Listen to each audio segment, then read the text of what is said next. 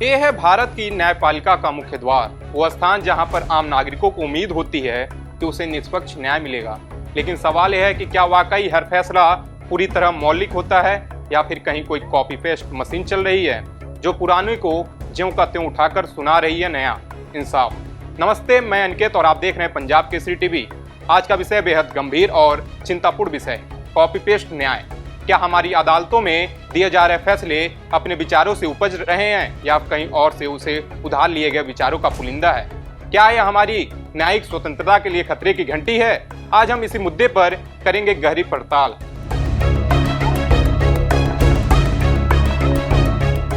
दरअसल सिंगापुर के कोर्ट ने भारत के पूर्व जस्टिस ऑफ इंडिया दीपक मिश्रा के फैसले को रद्द कर दिया। सिंगापुर की कोर्ट ने कहा कि भारत के पूर्व चीफ जस्टिस ऑफ इंडिया दीपक मिश्रा ने अपने 451 पेज के फैसले में से 212 पेज फैसले पुराने फैसलों से कॉपी पेस्ट हैं, यानी कि पूरे फैसले में 47% फैसला कॉपी पेस्ट है। 2017 में भारत सरकार ने एक नोटिफिकेशन जारी किया था जिसमें न्यूनतम वेतन बढ़ाने का फैसला लिया गया था। यह वेतन 3 कंपनियों को देना था। इस पर कंपनियों ने इतराज जताया तो मामला पहुंचा हाईकोर्ट में। हाईकोर्ट में सुनवाई के बाद इस केस को ट्रिब्यूनल के हवाले कर दिया गया। इस ट्रिब्यूनल बेंच के मुखिया थे उस समय के चीफ जस्टिस ऑफ इंडिया दीपक मिश्रा। उनके अलावा मध्य प्रदेश के हाईकोर्ट के जज जस्टिस कृष्ण कुमार लोहाटी और इसके अलावा जम्मू कश्मीर हाईकोर्ट के चीफ जस्टिस गीता मित्तल भी इस फैसले में भी शामिल थी। इस बेंच ने 3 कंपनियों के पक्ष में फैसला सुनाया था, लेकिन ट्रिब्यूनल के इस आदेश को सिंगापुर हाईकोर्ट में यह कहते हुए चुनौती दी गई थी कि पहले 2 फैसलों में से इसके एक हिस्से को कॉपी पेस्ट किया गया है। पूर्व जस्टिस दीपक मिश्रा पर गंभीर आरोप।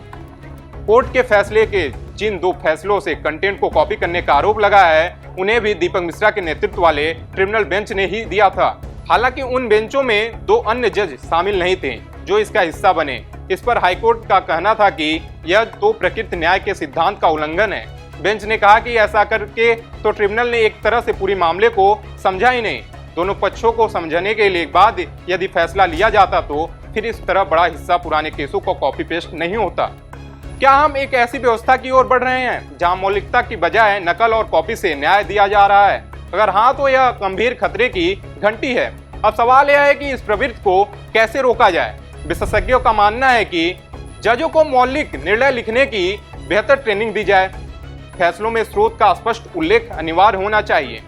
जजमेंट लेखन प्रक्रिया को पारदर्शी और सुलभ बनाए जाएं। फैसलों में साहित्यिक चोरी की पहचान के लिए तकनीकी उपकरण इस्तेमाल होना चाहिए।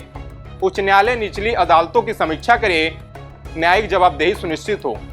अब ऐसे में सवाल यह उठता है कि क्या हमारी न्याय की मंदिर में सचमुच कॉपी पेस्ट हो रहा है? ये सवाल अब हम सब का है। देश की न्यायपालिका को खुद इस पर मंथन करना होगा, क्योंकि जब फैसले उधार लिए गए विचारों पर टिके हों तब केवल कानून नहीं डगमगाता बल्कि हिल जाती है लोकतंत्र की नींव।